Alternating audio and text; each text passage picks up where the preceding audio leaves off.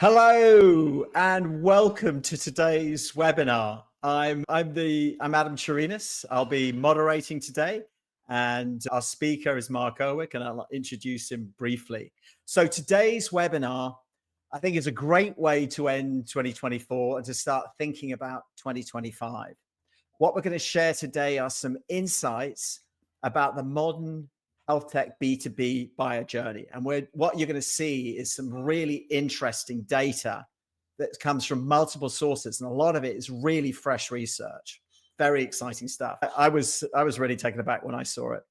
We're also going to share a new framework for how to think about marketing. So these are some things that hopefully today you'll be able to walk away from this and start thinking about some things that you might be able to apply starting in January of 2025. And then last but not least is we're going to propose a better way of thinking about metrics and measurement, some real specific examples of how to do that.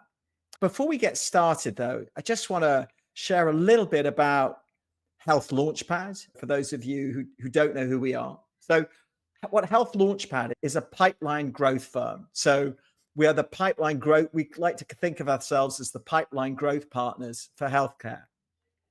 And we think we have three superpowers, or at least our clients tell us. First of all, we have deep experience in overcoming the unique challenges of selling to healthcare organizations. We're really obsessed about the B2B buyer journey. We also have what we're told is industry-leading expertise in account-based marketing and helping our clients use that tool, amongst others, to generate pipeline. And then lastly, a battle-tested approach to creative, effective messaging and cultivate that really engages buyers and health tech buying decision makers. So that's what we're about. Let me just quickly share some of the clients that we work with, and then we're going to get into the meat of it. So this is just a sample of some of the clients that we've had the pleasure of working with over the last year. This is our 5th year of operation. We've served over 40 clients in the health tech space. All right, now on to the show. I'm so delighted to introduce my partner in crime, our Chief Strategy Officer and Principal of Health Launchpad, Mr. Mark Owick. Mark is a 3-time marketing leader. He was CMO at Verato and had similar roles at Imprivata and Nuance. I met Mark actually at Sway Health. We were both on a panel together earlier this year and immediately started talking about how we could start working together. And I have learned so much from Mark. In fact, I think Mark's probably forgotten more about how to generate pipeline in health tech than I'll probably ever know. So it's wonderful to have you here. Mark today is going to be going through a presentation on the buyer journey and how to apply it in your marketing and in measurement in 2025. Mark, over to you. Thank you so much, Adam, and looking forward to this session today. So to go over the agenda, we'll start with a short introduction. We'll review research that is taking a look towards buying, their behavior and their perspective in the market.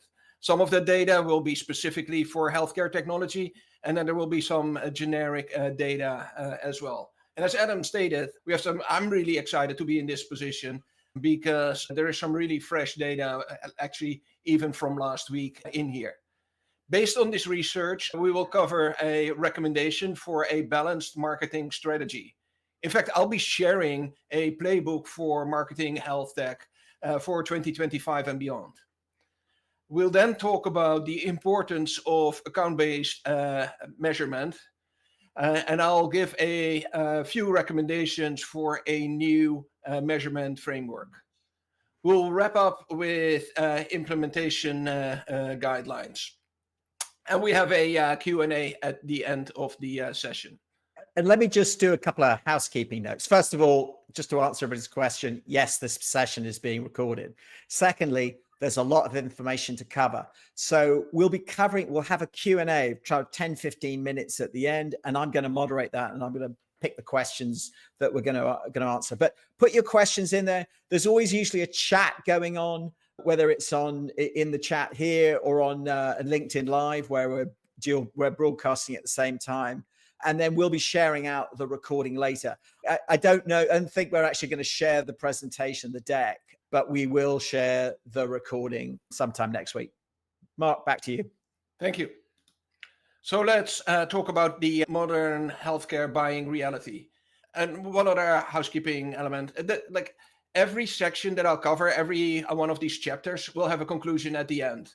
And specifically, this first part is going to be fast. But I'm like I said, I'm really excited about all of the research that is available for us that will help us frame this. 2 months ago, Gary Cunningham was a guest at the Healthtech Marketing Network, sharing his latest buyer research. And we were thrilled that he was one of our guests because he previewed some of the reports that he published later on. We were just in a great position. One of the data points that he shared was that 70% of the B2B buyers engage with sellers directly when they're through 70% of the when they're through 70% of the buying process. So this first 70%, they're anonymous, and only when they're through at 70% of their buying process, they start to engage with the vendors. And so during that first 70%, most of these buyers establish their requirement, choose a preferred vendor. And this is all without us vendors knowing it. And so they, in the meantime, they're consuming vast amount of data, content from vendors and third-party sources. And this is across all industries, he said. When we asked him this question, he said it's healthcare or other segments is all pretty much the same number. Then, interesting enough, 2 years ago, a survey from Bain and Google that was published in Harvard Business Review was looking towards people involved in buying software, cloud hosting, hardware, telecom, and some others, stated that 85% have already a set of vendors in mind before doing any research. TrustRadius had the 2024 B2B Buying Disconnect report published last month, and there was stated 86% shortlisted products before they had heard of before starting their research process. And then again, going back towards Bain, 90 ultimately chose a vendor from the day one list, and the TrustRadius report, as well as 6 Sense, had similar results. So to be on that list is really critical. 6 Sense, 78% of the buyers have already established their requirements when they engage with the vendor.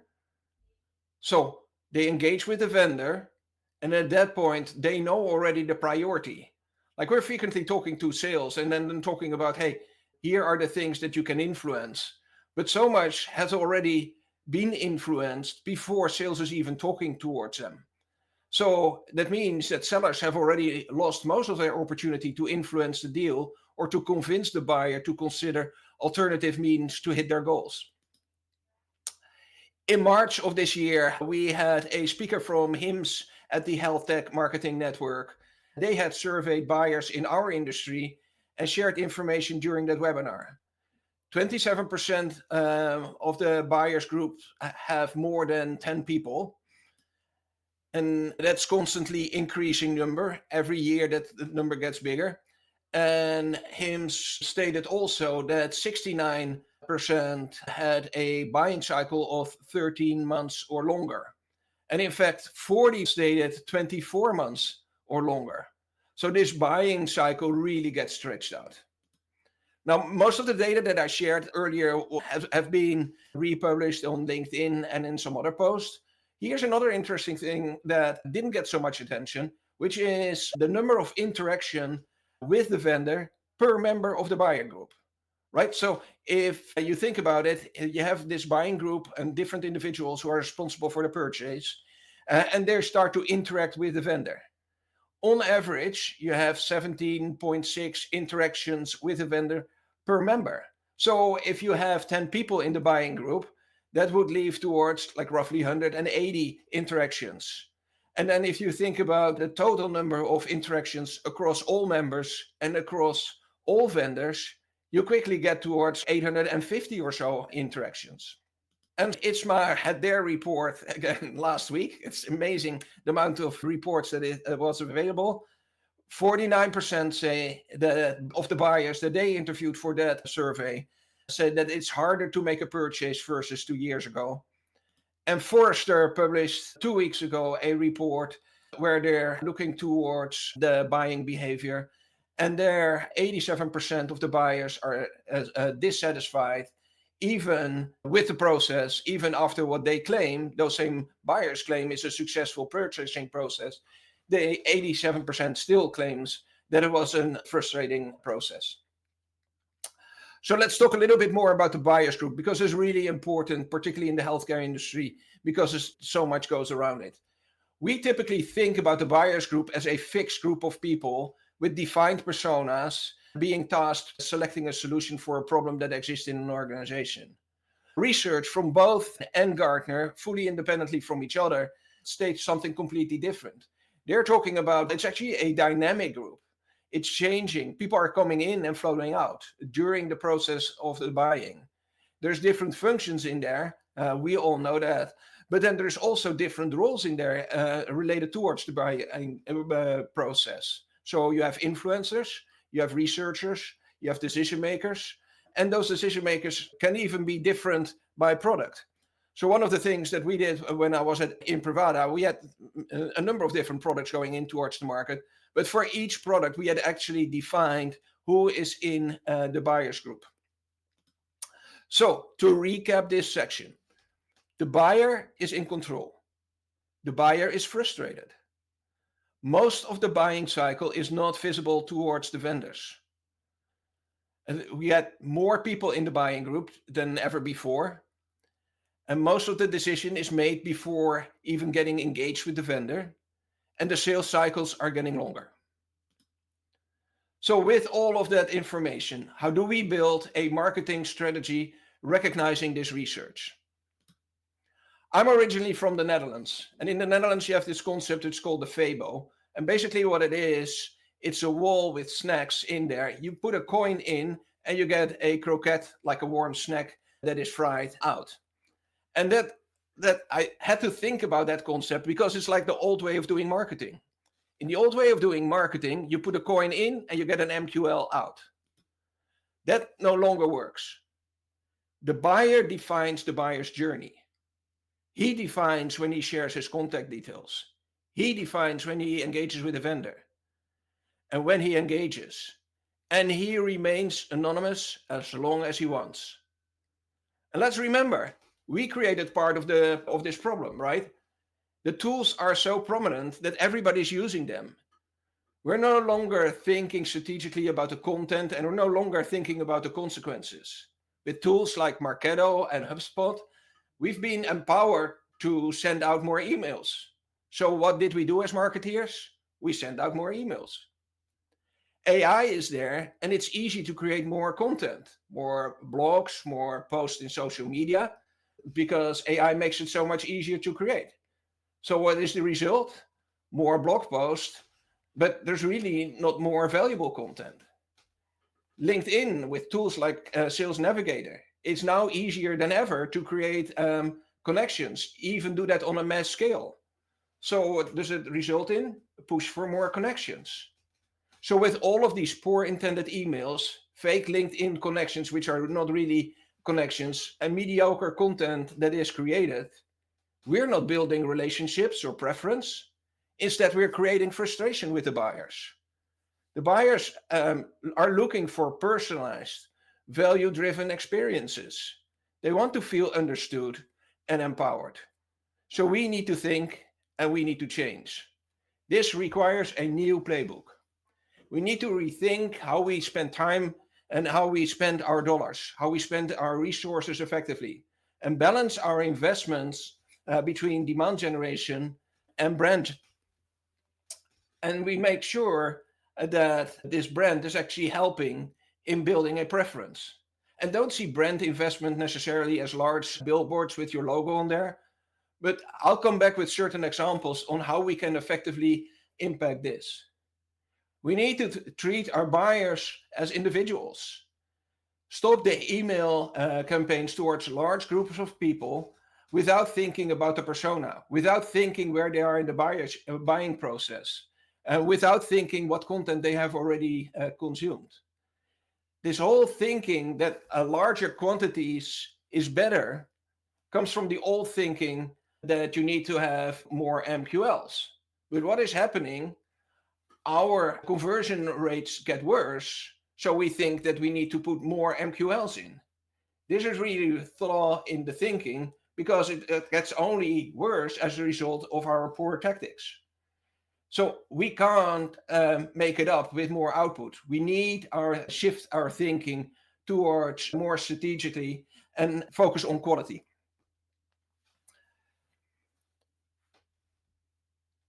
It's also important that we think about the reporting infrastructure. As the parameters change, our reporting infrastructure need to support measuring what is really important. And we'll come back towards that. We need to set the bar high for the content that we create. One thing that we should do is think about it. Do people actually pay for this? Is this valuable enough? Rather than something coming out of ChatGPT without any edits, now really think about how can we create better content.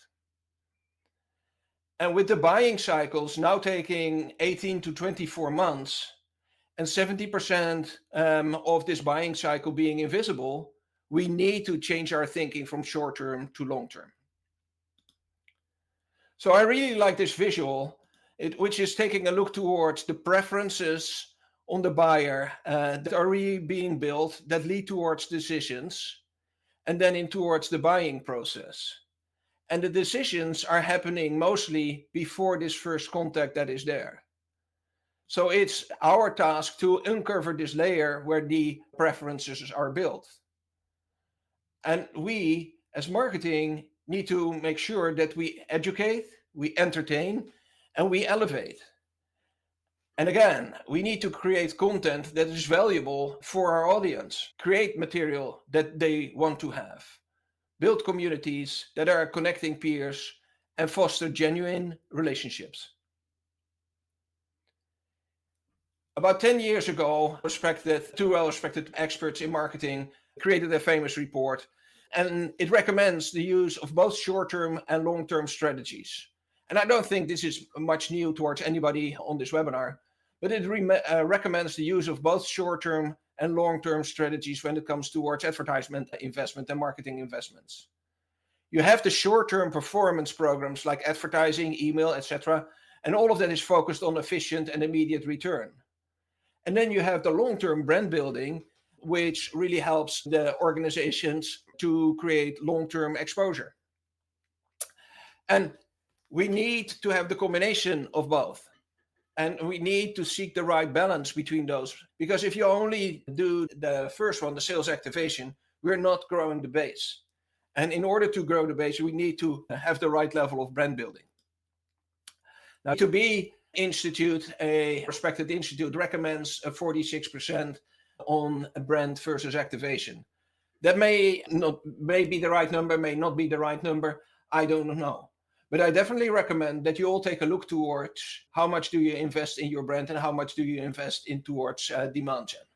So the way to look at rebuilding this marketing strategy is aligning it towards the buyer behavior that we said. We'll split it in towards two parts. The first part that I call the early stage is focused on building brand and preference. And then the second part, the later stage, is focused on detection of these accounts and activation. So let's first take a look towards the early stage. These are programs that should influence the accounts before they're willing to have conversations. So this means that we're actually injecting ourselves in towards what Sixth Sense is calling the dark funnel. It's part of the funnel before a buyer fills out any form. And so they are anonymous at this stage. This is the part where the buyers are doing their research without the vendor being aware. Let's talk about brand and reputation. Programs that you can think about are like sponsorships, supporting organizations that can provide interest groups or policy groups and others. Get yourself involved in towards the discussion. And whether that is Chime or HIMSS or other organizations that are relevant for the market segment that you cover, those are the type of things you can think about. Genuine thought leadership. Do research, do your own research, and then through surveys and interviews, you can build trend studies and analyze what's happening in the industry. And with that, you can create unique content, which is positioned as thought leadership. Again, content, this is the type of content that people say, hey, this is really relevant. This is really new. I can't get this anywhere else. And they start associating that towards your brand. Let's talk about the executive relationships. Don't underestimate the power of your executive team. Schedule executive lunches and dinners. Let them travel around the country and let them meet with customers and prospects. Organize roundtables. Building a community for people who are dealing with the same problem, whether they're customer or not. Have a network and invite speakers and create interaction. Again, getting associated towards your brand. And then finally, don't underestimate the power of Gartner, Forrester, and particularly KLAS. Work with these analysts, support these analysts, and explain the strategy that you have. In the early stage, what's our offer? And really, it's about content, proprietary research, which I mentioned, educational content, offer analyst report, RFP templates. And again, build this network, community where they can talk towards peers, irrelevant whether they're customers or not. And offer customer dinners, receptions, and other. Build advocacy programs and referral campaigns so that they interact with each other. And don't send out emails offering sales calls. In this early stage, and one of these researches, 41% of the buyers stated, I wish vendors stop contacting me when I'm not ready to talk. They will reach out to you for sure. We are in a specific industry, and I really like this quote from Russ Branzel, who had a roundtable, and some of the results of this roundtable were published 2 weeks ago. You can read it yourself while this is on screen, but I want to give a little bit of background specifically for the industry that we're in. Like, we spoke about the fact that buyers are being frustrated in the buyer's process, but this is specifically a very tough time for our industry. And so we need to think about that when we are creating content. How can we help them to become successful? How can we help them to become the hero in their organization? And think about that and keep this in mind when we're sending out 4 emails in a week towards this audience.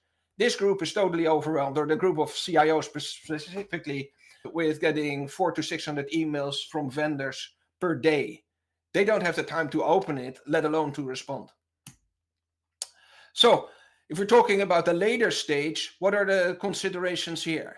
First of all, just in general, if you ask any expert, what is a good fit for ABM? They're looking towards B2B focus, high value customer deals, complex sales cycles, and a need for a highly personalized outreach. We are a good fit, but it gets better. Healthcare is a finite market. And let me talk about that. There is about 5,129 hospitals in the United States. They roll up into our system affiliated and independent. In total, they roll up towards 2,023 buying entities.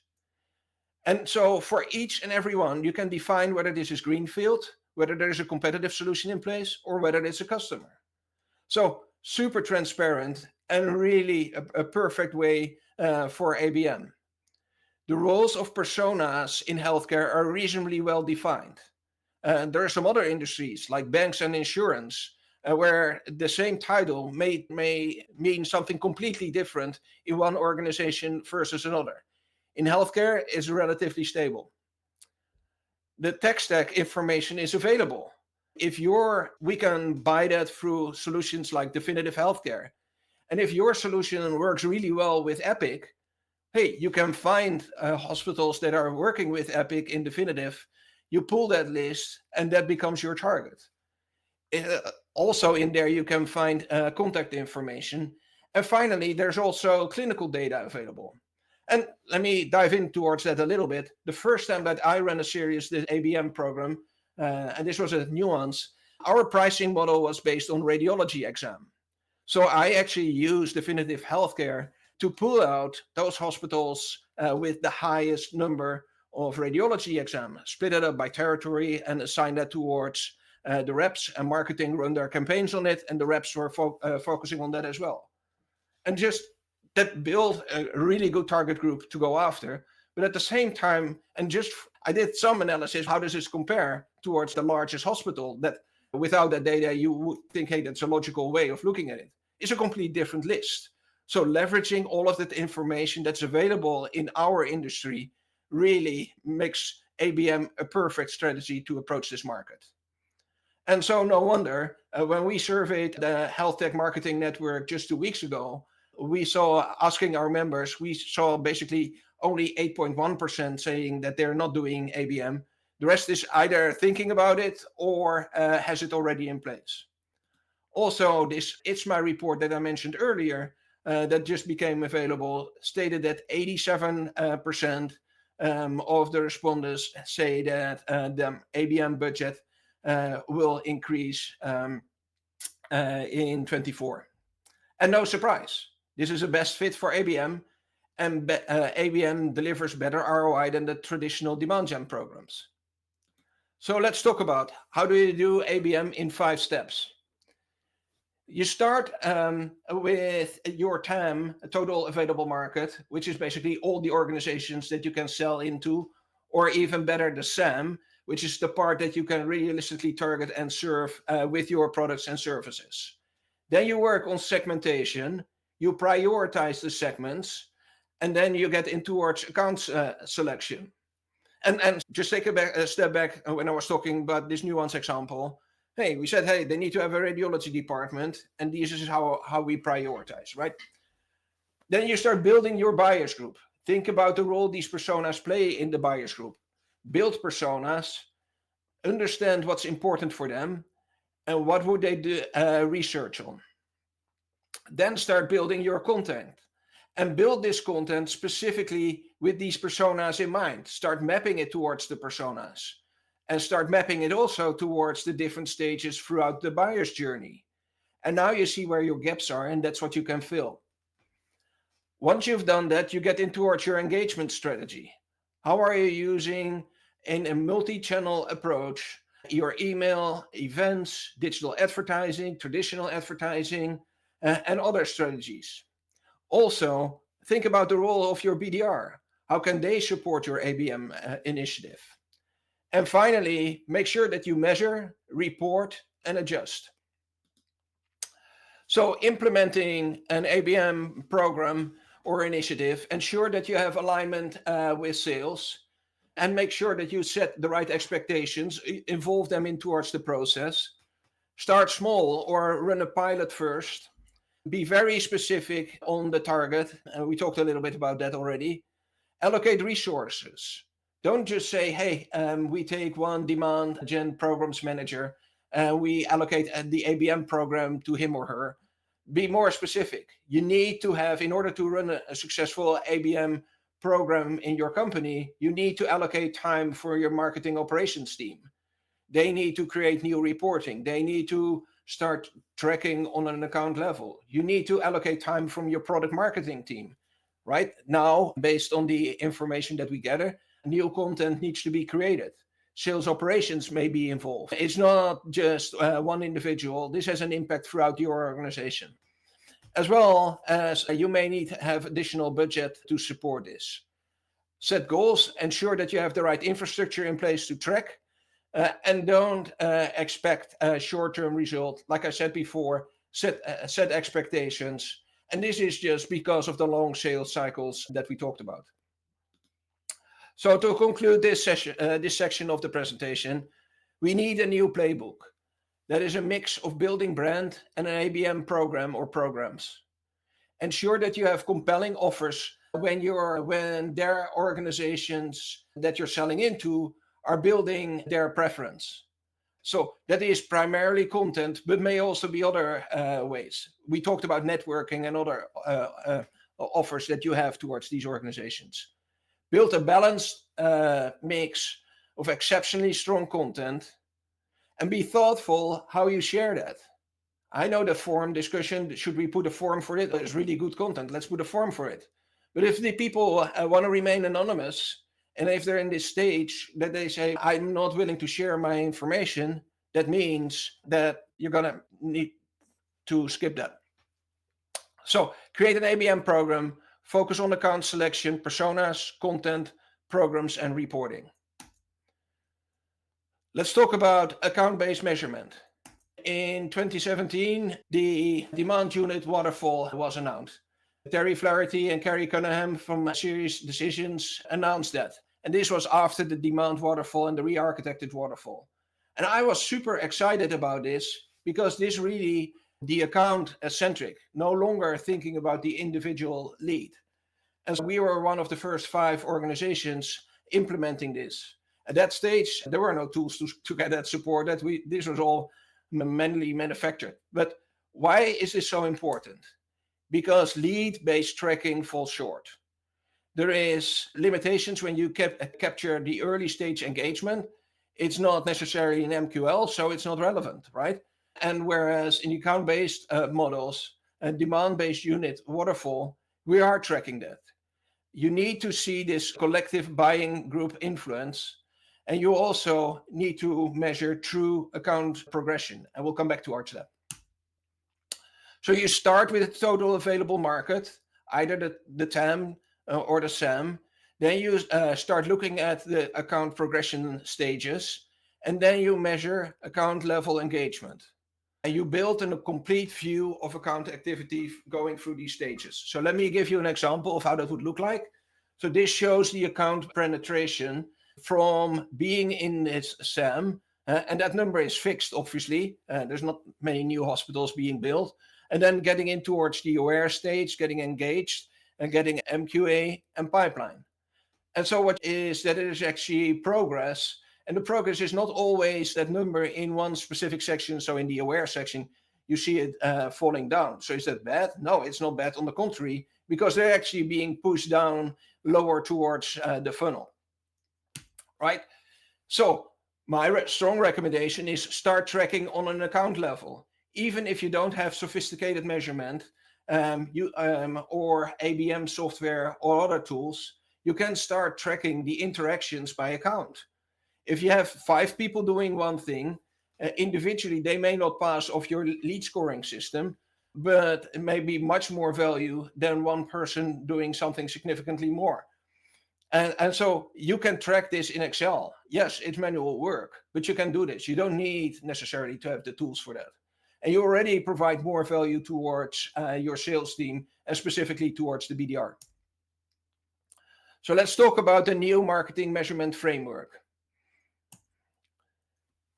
It seemed better in this world to produce 100 leads in a database than create untracked awareness in amongst 1,000 people.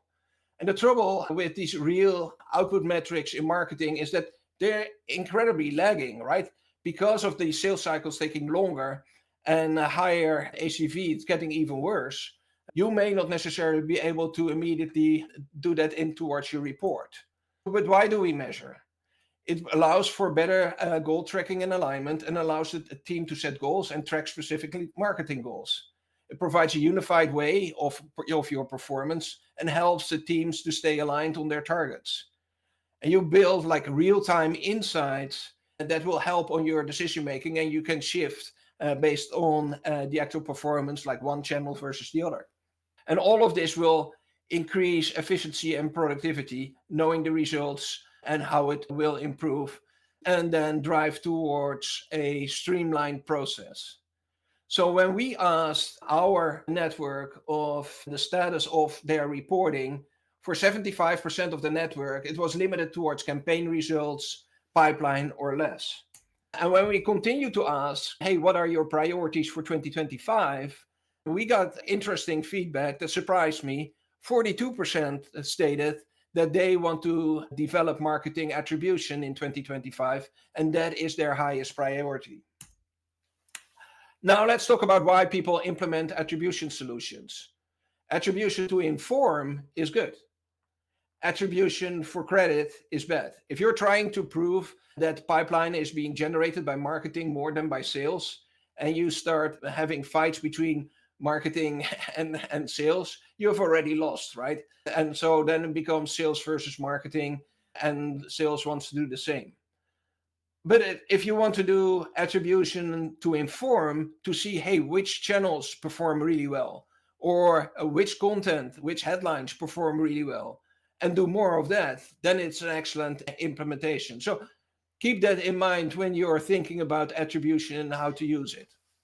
So overall, if you think about what are the metrics that we should be tracking, let's talk about that. So the tokens are completely shifting, right? No longer we think about MQLs, but think about, hey, how do we create an opportunity? And an opportunity in the way that you'll be tracking that today in Salesforce may change. Over time, you may say, maybe there's even a stage before this stage 1 that we have that is more relevant for like marketing. So call it stage 0 or 0, 1, whatever. Think about the leads in the past, no longer relevant. Think more about the buying group, like from a single lead, shift thinking towards multiple people in the buyers group. Think lead score that we have in the past, shift our thinking towards signals, and no longer having this threshold in place that holds leads in towards marketing, but do not necessarily give a better picture of what's happening on an account level. So how do we put better frame around that? So what are the things that we want to measure? On the early stage, think about signals. Now, one signal may not be interesting, but multiple signals from one account is very valuable. You can see what's happening within an account, and you can also see when multiple people within that account are engaging. Think about third-party intent. It's an indication of research. So does that map towards the signals? And do you see an intent and signals? That's a good sign.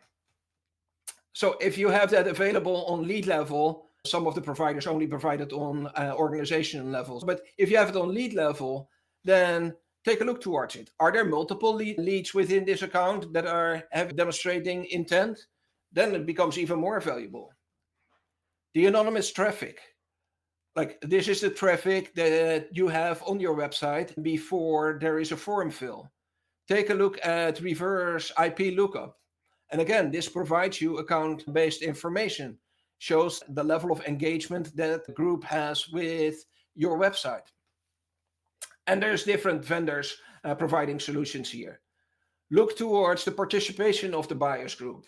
Do you see multiple titles? Are there certain titles missing? And this is perfect. And we'll keep this discussion for another webinar. But this is a perfect way of reorchestrating the role of the BDR. The BDR can play a very important role here and saying, hey, these are the people that we have identified in the buying group. They're active, but there's other people that we would expect here that are not active. The BDR can develop a broader picture of the buyers group. Look towards brand voice. What is the brand recognition within your target group? And how does this brand recognition evolve as a result of all of your initiative? And then also executive touchpoints. We talked about that earlier, and it's a really important element, and don't hesitate to add that on towards your metrics. And then on the later stage, you have your MQAs, your form fills, attending the webinar, requesting demos, visiting booth, and others. Now, if we think about the way that we would report that, I always think about 3 different dimensions in reporting. One is the audience. For who are we creating a report? 2 is the frequency. How frequently do we make this report available? And 3 is the dynamic. Is this a status report of what is the current pipeline, for instance? Or is this a progress report? How much pipeline did we add during last week? So keep these 3 dimensions in place when you're building your reporting infrastructure. And within the audience, for a sales team, it may be daily account insights. And I'll show an example of that shortly. For your sales executives, it may be a very different story. Here you want to demonstrate, hey, what's the level of engagement of the different people in the sales team? And are some of the sales reps making better progress with the signals that you provide than others? With the marketing team, take a look towards the effectiveness of the programs. Which channels are performing, which channels are not. Looking at that by cost and prioritizing and adjusting. And then for the executive team, And for board level, like the example that I shared earlier, where you take a look towards, hey, what's the progress within the TAM? What's the progress within the SAM? On frequency level, obviously you have different times. I'm not going to go through that. That speaks for itself. But there's also this notion of real-time reporting. And some of that is really relevant. I'll give an example of that in this presentation. So this is how you see an example of daily information, account insight for sales and field marketing. Hey, there is intent that you see that displayed here. Then you see also web visits. You actually see the pages. And when we have the data available, and this is a screenshot out of Demandbase, when the data is available, would actually show up what is the account or even the name of the account in there. So for one account, you see the complete journey, both from a marketing perspective as well as a sales perspective. So you see the sales engagement and as well as marketing. So this becomes really valuable. And obviously with more activity, there's going to be more on this chart to see, hey, these are the right next steps to do based on the level of activity, based on the content that they have already downloaded. We would expect that this is the right next piece of content that we would serve towards this person. So the conclusion of this section, shift your thinking towards accounts and signals. Build a reporting framework to track the results of early stage, looking around the branding, and later stage, looking towards ABM. And then in your reporting framework, think about audience, frequency, and dynamic. So as we get towards the last part of the presentation, we'll talk about the implementation guidelines. So on the technology stack, there are certain considerations. First of all, you need to build a roadmap for marketing tech stack. Where are you today and where is it where you want to go? Evaluate the integration requirements. In order to be meaningful, the different technologies need to be integrated with each other, but also need to be integrated with other systems outside of your department. CRM is like a perfect example, maybe owned by sales or maybe owned by IT. You would need to partner with other departments like IT, security, and they may have certain decision criteria that you need to keep in mind as well. Start building your decision criteria and the factors that are important in your technology stack before you start talking towards vendors. Hey, do we want to cover international? Is international an important part of this? Do we want to cover multiple products? Is our thinking more buying group centric or more opportunity centric? And so all of these considerations may lead you in towards a certain path. And when you're thinking about an ABM platform, you may say, we want to do ABM, we'll be using a platform that, or we'll be using individual applications. And if you think about the individual applications, what are the different applications that you need? And I list them out there, and I have the next slide, I'll go that in towards a slightly level deeper. And it's not just about the technology, it's also about staffing to support that technology. Obviously, you need people like a marketing operations team that will help you. So looking towards the platform, you have 6 Sense, Demandbase, and there are some others out there. And then you see here in this chart, which was published by Adam Schoenveld, I think 2 weeks ago. Hey, you can build and cobble this together as a result of all these different applications. Each organization is different. IT may have a philosophy. You may be limited as a result of the marketing and staffing that you have. But like I stated before, the security may also have certain requirements. And remember, all of this then still need to integrate with your website, with your CRM, and maybe with a number of other applications as well. Hey, Mark, there's a question came up here from Kerry Souza. How do you recommend tracking signals, intent, and engagement activity without a budget for a tech plot? Can it be done effectively? I think the reason I popped it up now is I thought your unbundled actually might be a way of doing it, because you don't have to go spend $50,000 to $100,000 on a Demandbase or something like that. You can buy it in pieces, right? One, you can buy it in pieces, but you may have already your marketing platform may already provide you the right level of information, it's just not representing it in the right way. And let me give you a perfect example. If you're using an email tool like HubSpot or Marketo, that tool will actually, if you have a cookie on your website, it will track information from web visits. It's not representing it in the right way. That is one of the challenges because it's still working on a lead level. But I've seen examples where organizations will say, this is so critical for me that they are pulling that data and then put it in towards Excel and share that with sales. Is it painful? Absolutely. But I think one path would be where you start proving the value of this data for a couple of weeks or maybe even for a month. And then after that, reconsider having a dialogue with your executive team on allocating budget towards this. Like, not everything needs a new tool in the metrics that I shared. And then thinking about the technology, when you're rolling it out, think about the priority of reports. And this is really about storytelling. It's important that you keep in mind the way that you're telling the story towards your audience. It's also critical that you have one data source. Don't start building your own pipeline in a different tool, or don't start reporting information that the sales leader has in towards a different spreadsheet, and you come towards a meeting, a staff meeting, and you have different data than the sales leader, and then you need to figure it out during that meeting. Nothing more unproductive than having those discussions at that level, right? So use one data source and make sure that there's consistency in the data reporting. We talked about staffing, and I think it's a really important concept in towards it. More data isn't necessarily always better. I've seen every time that I implemented any type of reporting infrastructure, if you give out a report, people want to have more data. It feels like a bad addiction, but it doesn't always get better. So be careful with what you share, with who you share, and for what reason you shared it.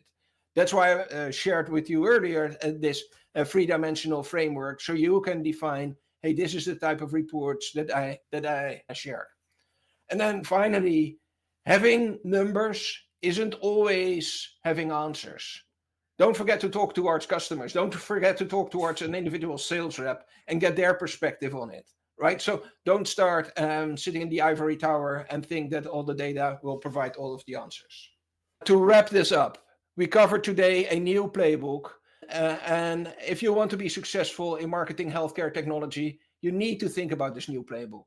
As we are about to enter this new year, think about the journey to get there. Think about your staff, think about your technology stack, and think about the relationship and the support that you have within your organization with your sales leader.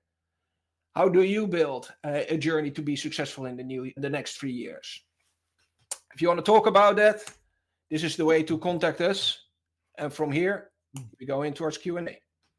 Yeah, just go back to the contact slide, if you would. Oh, yeah. I just would love to entertain your questions. That was an incredible amount of information. In fact, when Mark and I were going through it, we thought, well, maybe we should actually do this as three webinars, but we wanted to go ahead with what we proposed. So I think there's a lot to process in there. Put your questions in there. But as you think about this, you might have things that come up and you want to talk to us about it. Have a chat with Mark, have a chat with me.